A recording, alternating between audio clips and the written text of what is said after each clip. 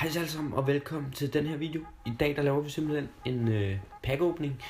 Den her gang måske lidt sjovere at se på end den første sølv-pack-åbning vi lavede. Fordi i dag åbner vi nemlig guldpakker. Vi åbner de her to-spillerpakker.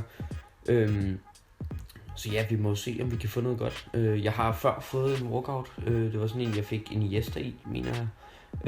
Som jeg så har i Untradable. Og så har jeg fået nogle informs og Gomis Movember og sådan nogle ting.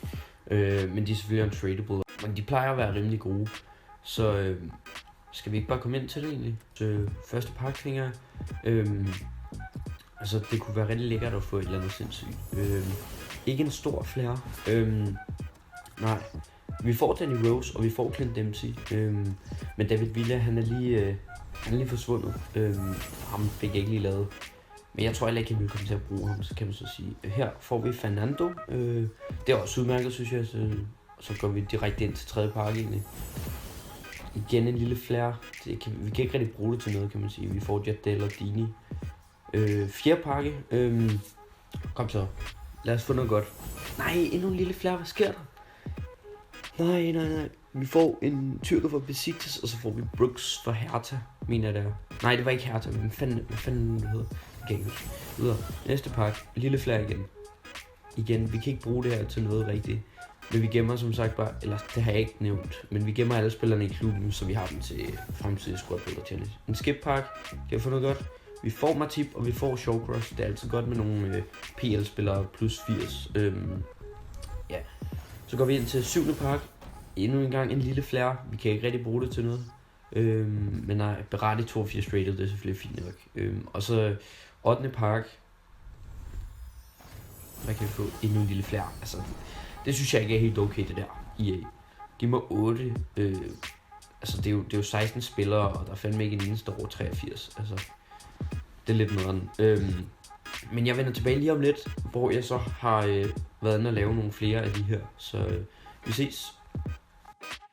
Og her har vi så egentlig, vi er meget tæt på lige at have holdet, vi kan bruge.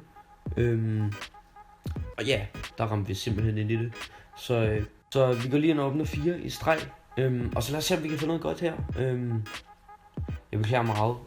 Jeg siger meget lige her i starten af YouTube, men det er fordi, jeg lige skal vende mig til det. Så at jeg ligesom sidder og snakker til nogen. Og vi får faktisk et Perfect Link i Manu med Rashford og Michael Carrick i 9. pakke må det være. Så lad os prøve at gå ind til den 10. pakke. Kan det give os noget godt? Endnu en lille flare. Jeg ved ikke rigtig, hvad der sker. Oscar er så fint nok, vil jeg sige. Det er den bedste, vi har fået indtil videre. Og så får vi, er det Veloso, han hedder. Ja. Går vi ind til 11. pakke. Lad os se. Please kom med en stor flare denne gang. Ja tak, vi får en stor flare. Det må... Ja okay, Aaron Ramsey. Fandme okay. Det er fandme godkendt. Det vil jeg sige. Ramsey, det er fandme godkendt. Vigtigt. Og så lad os gå ind til den sidste pakke. Der var den igen. Ochoa eller hvad? Ja.